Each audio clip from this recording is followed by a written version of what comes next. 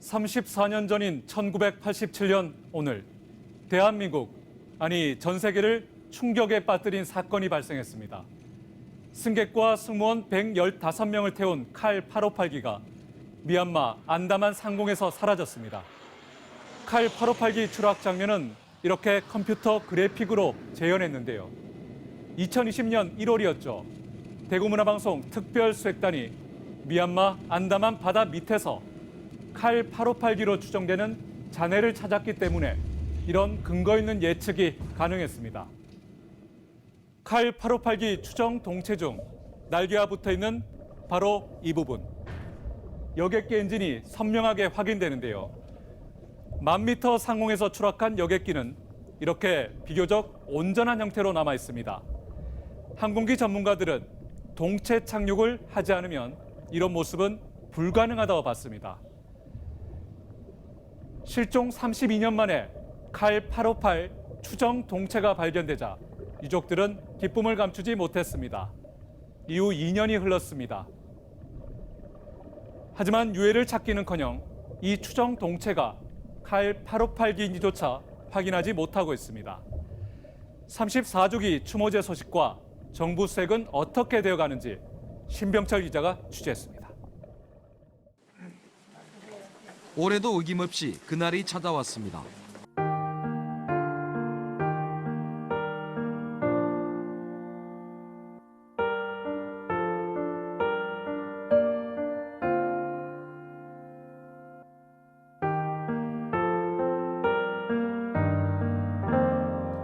(858기를) 조종했던 나우식 부기장의 6살 난 아들은 이제 40살의 신부가 되어 추모제 사회를 맡았습니다.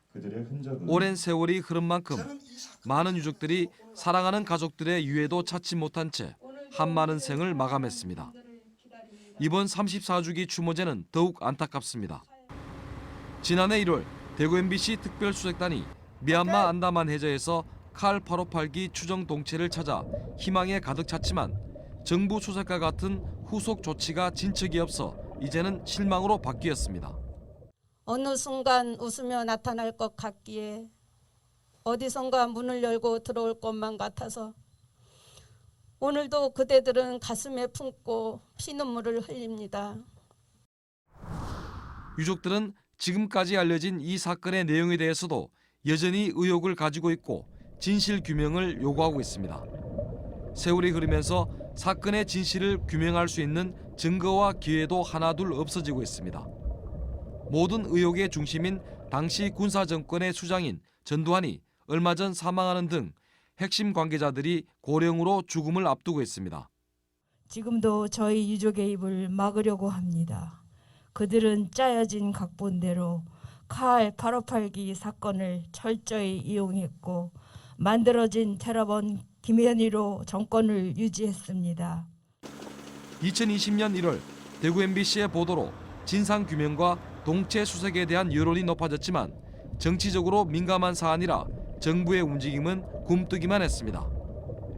추정 동체 확인 넉 달 뒤인 2020년 5월 문재인 대통령이 수색단을 보내라고 지시했고 한시가 급한 유족들은 대구 MBC 수색단을 다시 보내 확인하자고 요청했습니다.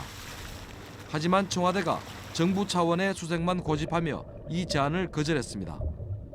정부는 우여곡절 끝에 지난해 11월 대규모 수색단을 구성했고 미얀마 정부와 수색 일정도 합의했습니다.